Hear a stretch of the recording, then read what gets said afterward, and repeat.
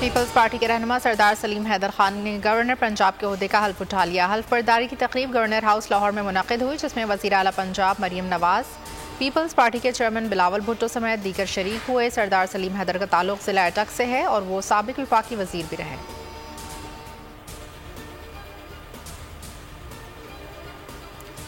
नायब किसी रुकने पार्लियामेंट को सिर्फ शिकायत पर गिरफ्तार नहीं करेगा, इंक्वायरी की सतह पर भी हिरासत में नहीं लिया जाएगा। शिकायत की सूरत में स्पीकर या चेयरमैन सेनेट को आगाह किया जाएगा। चेयरमैन नायब और स्पीकर कौमी असम्बली की मुलाकात में बड़ा फैसला। नए SOPs पर इत्तफाक कानूनी शक्ल देने के लिए नायब ने स्पीकर से मदद मांग ली। मुतालिका शख्स के खिलाफ रेफरेंस अदालत जाने पर कोई अफसर बयान जारी नहीं कर सकता है। अहकामात की खिलाफ वर्जी पर अफसर को 1 माह से 1 साल कैद, 10 लाख जुर्माना होगा।